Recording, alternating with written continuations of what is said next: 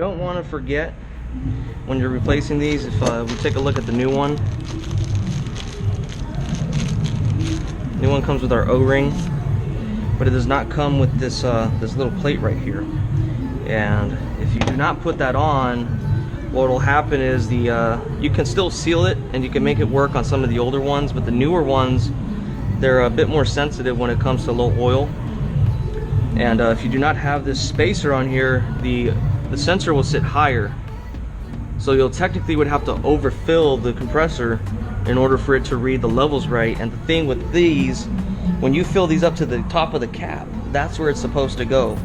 So there's literally no way you can overfill it unless you remove this and pour oil straight down, or if you jump out the sensor and let it suck oil through the inlet valve. That's the only way you can overfill it.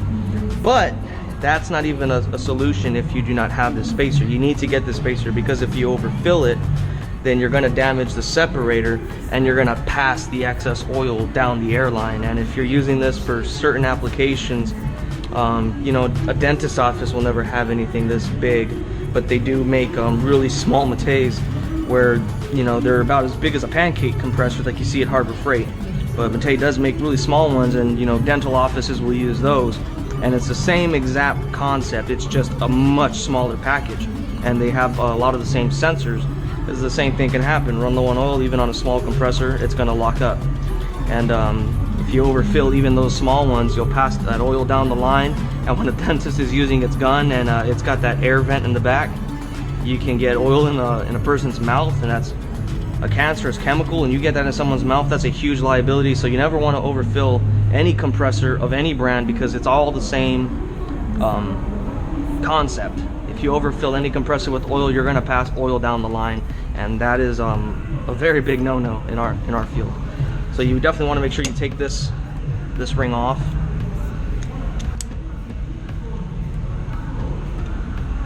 Kind of get some pliers on there to grab it real good. It can be a pain sometimes. You gotta wrestle with it. What I'll do sometimes too is I'll get my screwdriver. There we go. I'll kind of slip it in right there and try and pry it open. It'll be a pain in the ass because it's got this O-ring there, so I'll fuck with this thing around and we'll get back to it when I get this off. Tuck that O-ring out, and then we'll take our new one.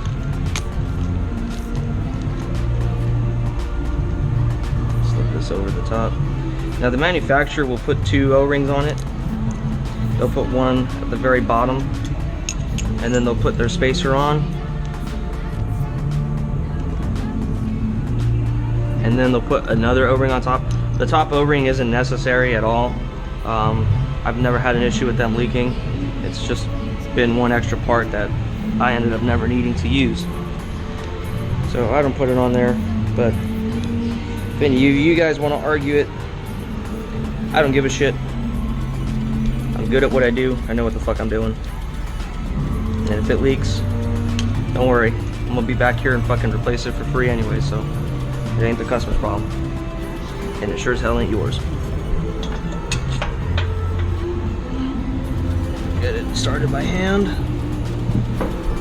Now we'll take our ratchet again, flip it to the on position.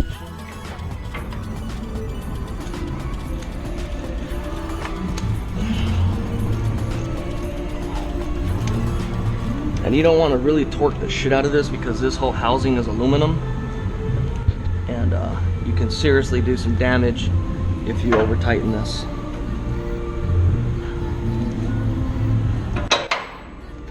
That's all we need. Get our number 1 Phillips again. Move the sensor that we used to jump it out.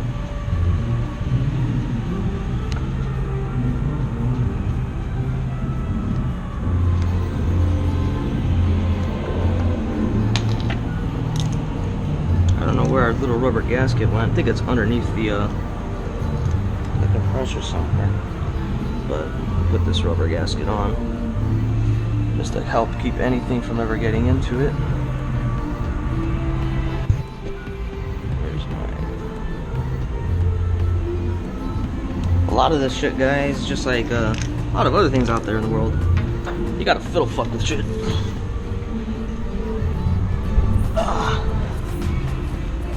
Okay, so I'm gonna have to turn the plug on this sensor around. These have to go in a certain way. We have two smaller plugs on side to side in the top, and then at the bottom we have a bigger one. The bigger one is our ground. So what we'll do, I'll show you in case you run into the same problem. Take your little screwdriver again, your little flat tip, or you can use a pick, whichever. I've even used the tip of my knife when I've been too lazy to get the proper tool. And then we can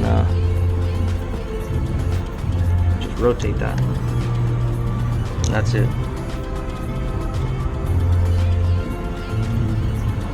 Now we can put it on. No issues. Perfect, right in. And that will take our screwdriver. I don't know if this is going to invert the camera or not. I know this camera does flip over its angle when it's upside down. But I don't know if it's going to do it in the middle of recording. So bear with me, guys. I'm trying to take you guys through the whole troubleshoot experience of what it is I normally do on a daily basis. And don't really want to put a whole lot of editing to this, so I can give you guys the best point of view experience possible. There we go. Plug is on good. Alright.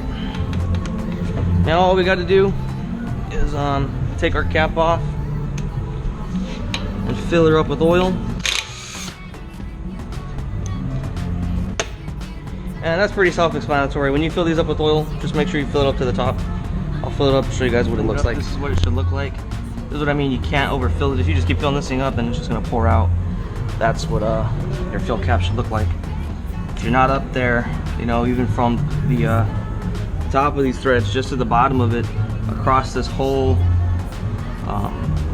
air end right here, that little bit of threading is still about another cup of oil. So you definitely want to make sure you're at the top of the threads, because a cup low is a good deal in anything.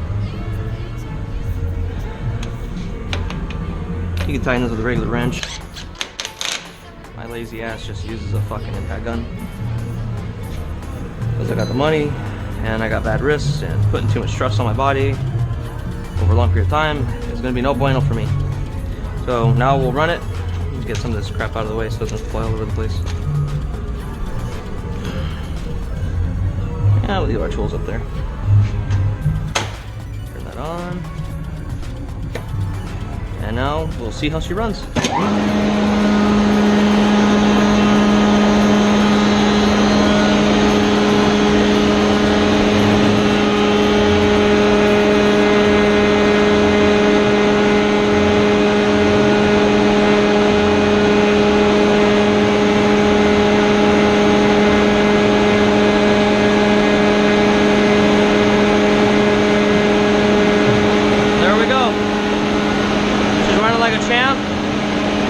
Warranty work all done. Kept our time to a very low minimum. Able to diagnose the problem right away. Now, you know, guys, I know I make things look really simple in this video, and this is honestly a really simple problem. But when you're trying to do this for the first time, or the second time, or third time, or you have a compressor that keeps shutting off, there's a few number of sensors that are on that machine, and any one of them can trigger it. Where all this really comes into big play is with experience, and when you've done this again and again. The second we seen what it did in the beginning of the video where it ran and then shut right off, I've come across this problem so many times. As soon as it does that, I already know what that is. I've done this so many times where I can hear a compressor running and I know what is failing on it and what's not working right and what needs to be replaced.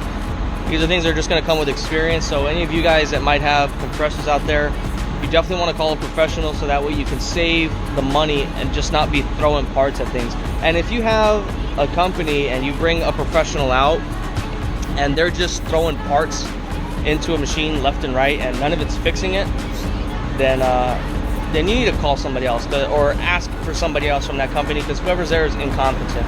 Now, do not get that confused. I've had the same thing happen to me where people think I'm incompetent because the machine keeps breaking down. Now, if they replace something and the machine wasn't working and it's working now and it runs and it's doing great, and then it breaks down a week later, do not blame the technician that came out. Blame the equipment. It's just failing. Now, when it really changes for me, if I have a customer like this where it's spare no expense, you know, I'll throw in stuff that isn't absolutely necessary, but I mean, I took a 2-hour drive to get here from where I live. And even from where I live a block away from our shop. So even if I drove from work, it's still a 2-hour drive for me. When I have a customer like this and it's this far, and it's and you know, the compressor is what makes them money because they cut granite here, I will throw in a few extra parts that it doesn't need that I know are gonna break down eventually, just to save them the time and money, because being down is gonna cost them more money than it is to keep the machine going ultimately. So if you have somebody that's like this, don't spare any expenses on them. Recommend things that they're gonna need, and let them know, hey, I just want to replace this, because you're better off doing it anyways than not replacing it at all.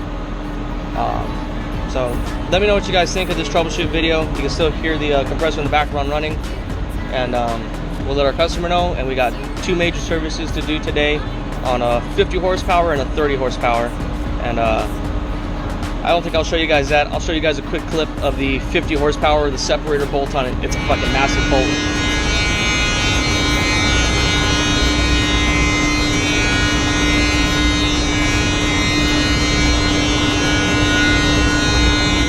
See how fucking big some bolts are on compressors.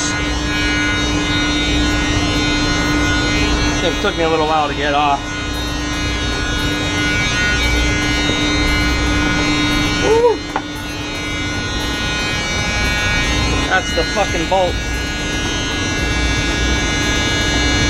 You tell me if you ever seen a fucking bolt that big. I'm pretty sure someone out there has. Not too many people see a bolt that big. All the threads are down here. Have some cutouts for the oil to go through different channels. Pretty cool though, huh? Get on my level. Just a quick thing I wanted to show you guys. So like, comment, subscribe. Let me know what you guys think of the troubleshooting portion of this video. What you guys think of the size of that bolt? Pretty sick. Thanks for watching, everybody. Have a good day.